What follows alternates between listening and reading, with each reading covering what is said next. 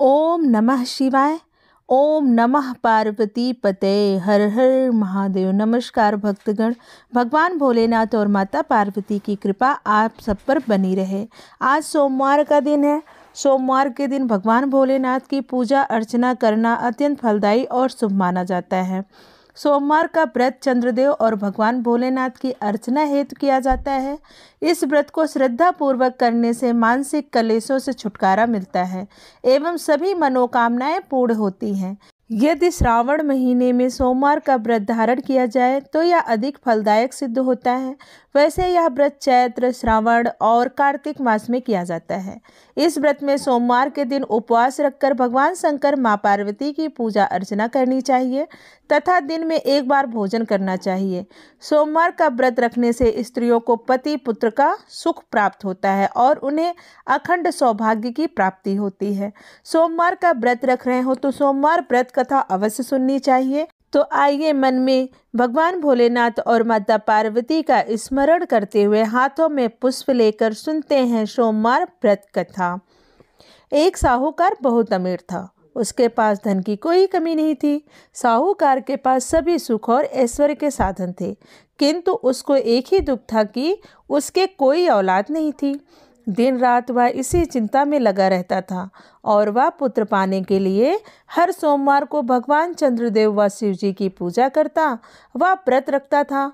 साहूकार की भोलेनाथ के प्रति ऐसी भक्ति देखकर एक बार मां पार्वती जी ने शिव जी से कहा, हे नाथ, ये साहूकार आपका अनन्य भक्त है और सदैव ही आपका व्रत और पूजन भक्ति भाव से किया करता है, तो आप कृपा करके इसकी मनोकामना को पूरी कर दें।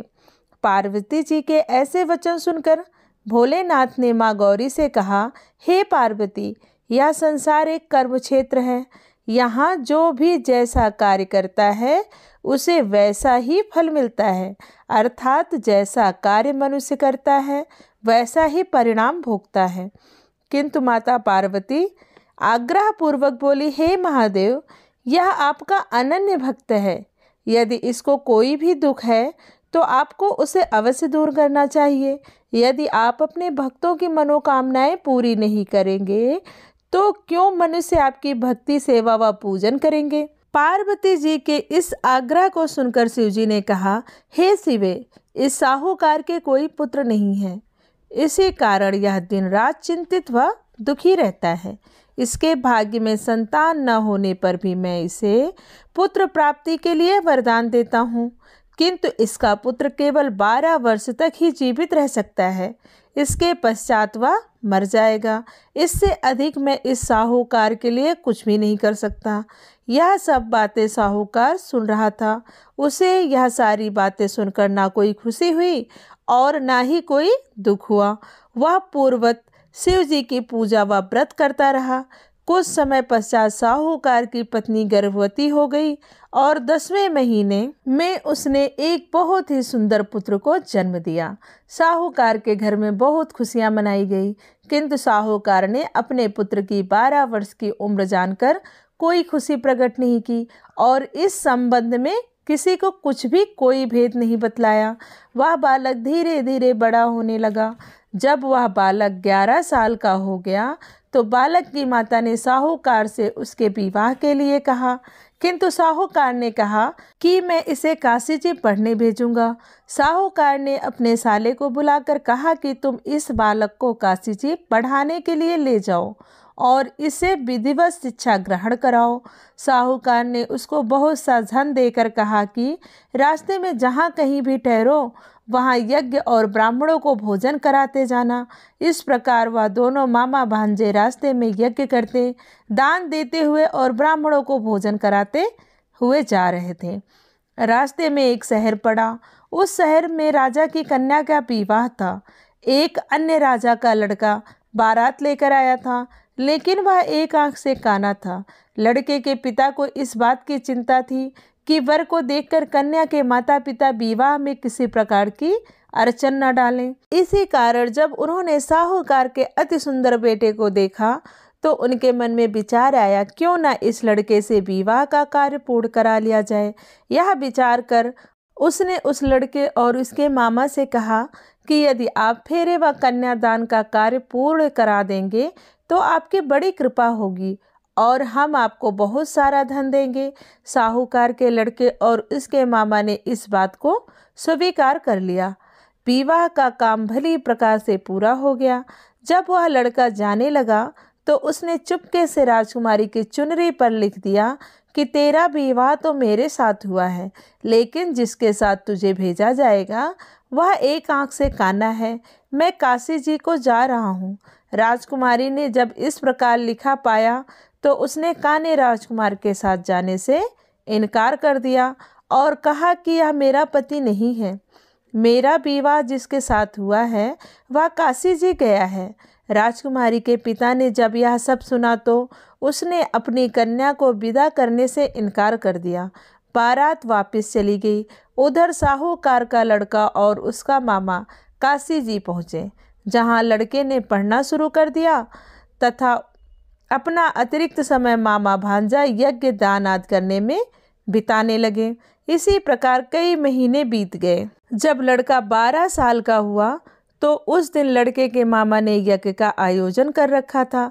अचानक ही लड़के की तबीयत खराब हो गई। लड़के के मामा ने कहा कि अंदर जाकर सो जाओ। लड़का अंदर जाकर सो गया। थोड़ी देर पश्चात लड़का मर गया। जब लड़के के मामा ने देखा कि वह मर गया है तो वह बहुत दुखी हुआ। उसने सोचा कि मैं पहले यज्ञ पूरा कर लूं, तब कुछ सोचूंगा। लड़के के मामा ने यज्ञ पूरा किया और फिर रोना प्रारंभ कर दिया। वह बहुत जोर जोर से रो रहा था। संयोगवश शिव जी और माता पार्वती उधर से जा रहे थे। पार्वती जी ने भगवान भोलेनाथ से कहा, हे नाथ, कोई दुखी व्यक्ति रो रहा है, उसके कष्टों को दूर करो। जब शिव जी और पार्वती जी वहां पहुंचे तो उन्होंने देखा कि वहां पर एक लड़का मरा हुआ पड़ा है। तब पार्वती जी ने देखते ही उस लड़के को पहचान लिया। पार्वती जी ने लड़के के मरने का कारण पूछा तो भोलेनाथ ने बताया, हे गौरी, इस लड़के की आयु इतनी ही थी, ये अपनी आयु पूरी कर चुका है। तब पार्वती जी ने विनम्रता पूर्वक कहा, महाराज, कृपया करके आप इस लड़के को जीवित कर दीजिए, नहीं तो इसके माता पिता इसके वियोग में तड़प तड़प कर अपनी जान दे देंगे। माता पार्वती की बात सुनकर शिव जी ने उस लड़के को पुनः जीवित कर दिया। शिव जी की कृपा से लड़का जीवित हो गया। शिव शंकर व पार्वती जी शिव धाम चले गए। शिक्षा पूरी होने पर लड़का और उसका मामा पहले की तरह यज्ञ करते हुए ब्राह्मणों को भोजन तथा दक्षिणा देते हुए अपने घर की ओर चल दिए। रास्ते में दोनों उसी शहर में आए जहां पर लड़की की शादी हुई थी। वहां पहुंचकर दोनों ने यज्ञ करना शुरू कर दिया। जब वे दोनों यज्ञ कर रहे थे तो उस लड़के के ससुर यानी वहां के राजा ने, जो उधर से घोड़े पर बैठकर अपने सेवकों के साथ जा रहा था, उसने लड़के को पहचान लिया। राजा ने महल में ले जाकर दोनों की खूब सेवा की। कुछ समय बाद राजा के महल में रहने के बाद लड़के ने राजा से जाने की आज्ञा ली। राजा ने अपनी लड़की को लड़के के साथ विदा किया और साथ में बहुत सा धन एवं दास दासियों को भी भेजा। जब वे अपने शहर में आए तो लड़के के मामा ने कहा, पहले मैं तुम्हारे माता पिता को तुम्हारे आने की खबर सुना आता हूँ, तब तक तुम पत्नी सहित यहाँ आराम करो। ऐसा कहकर लड़के का मामा साहूकार को अपने पुत्र के आने की खबर देने चला गया। घर जाकर उसने देखा कि उसके बहन और बहनोई छत पर बैठे हुए हैं और उन्होंने यह प्रण कर रखा है कि यदि उनका पुत्र जीवित लौट आया तो वह छत से नीचे उतर आएंगे, नहीं तो छत से कूदकर अपने प्राण त्याग देंगे। लड़के के मामा ने जब यह समाचार उन्हें सुनाया कि उनका लड़का जीवित लौट आया है तो उन्हें विश्वास नहीं हुआ। तब लड़के के मामा ने शपथ खाकर कहा कि आपका पुत्र अपनी स्त्री और बहुत से धन और दास-दासियों सहित घर आया है। तब साहूकार और उनकी पत्नी छत से नीचे उतर आए तथा प्रसन्नता के साथ अपने बेटे और बहू का स्वागत किया। सभी प्रसन्नता के साथ रहने लगे। इस प्रकार भक्ति भाव से जो भी प्राणी सोमवार के व्रत का पालन करता है तथा प्रेम पूर्वक इस कथा को सुनता या पढ़ता है, तो उसके सभी कष्ट दूर होते हैं, सारी मनोकामनाएं पूर्ण होती हैं और इस लोक में सभी सुख सुविधाओं को भोग कर अंत में उसे शिवलोक की प्राप्ति होती है। प्रेम से बोलिए ओम नमः शिवाय। हे भोलेनाथ, कथा कहने वाले, सुनने वाले, हुंकारा भरने वाले, सबकी मनोकामनाएं पूर्ण करना, उनके जीवन में आ रही सभी बाधाएं दूर करना। आइए अब सुनते हैं भगवान शिव की आरती। ओम जय शिव ओमकारा, स्वामी जय शिव ओमकारा, ब्रह्मा विष्णु सदा शिव अष्टांगी धारा। ओम जय शिव ओमकारा, स्वामी जय शिव ओमकारा, एकानन चतुरानन पंचानन राजे, स्वामी पंचानन राजे, हंसासन गरुड़ासन वृक्ष वाहन साजे। ओम जय शिव ओमकारा, स्वामी जय शिव ओमकारा। दो भुज चार चतुर्भुज दस भुज अति सोहे, निर्गुण रूप निरखते त्रिभुवन जन मोहे।